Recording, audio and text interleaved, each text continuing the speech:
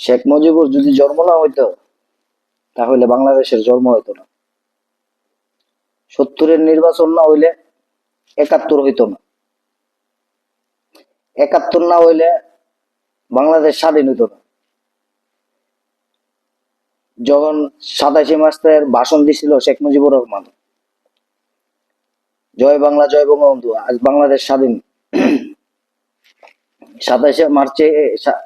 ৭ই মার্চে শেখ মুজিবুর রহমান ভাষণের মধ্যে বই লাগাইছিল বাংলাদেশ স্বাধীন। ২৫শে মার্চ এম এ খান চট্টগ্রামের থেকে,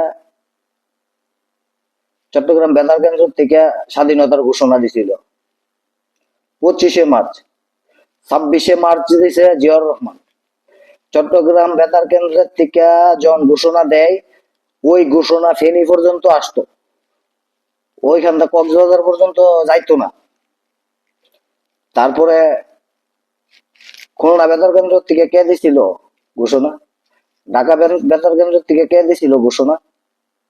ওইটিও জিয়া রহমান আইসা দিয়ে গেছে। আমি জানতে চাই জনগণের কাছে, ওইগুলো কি জিয়া রহমান দিয়ে গেছে?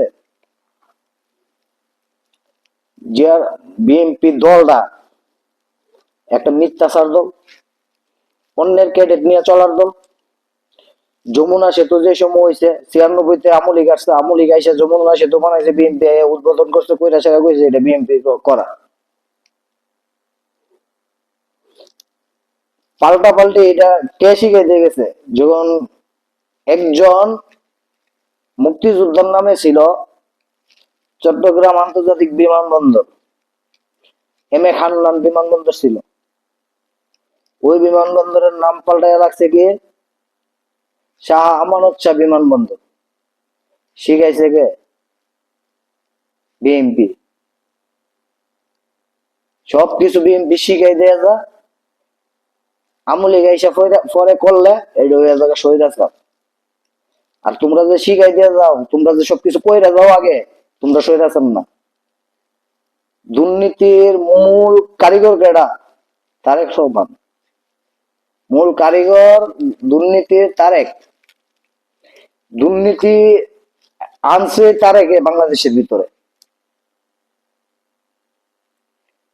তারেকে যখন ২০০১-এর থেকে, তারেকের মা ক্ষমতায় ছিল ২০০৬ পর্যন্ত, তারেকে হামবার থেকে যা আছে মালয়েশিয়া প্রবাসীর থেকে, মালয়েশিয়া যাইতে হইলে ১০,০০০ টাকা দিতে হইব 10%। সবকিছুর মধ্যে 10% ভাগ বহাইছিল। এমনি হয়েছে 10%, এমনি হয়েছে হামবা তারেক।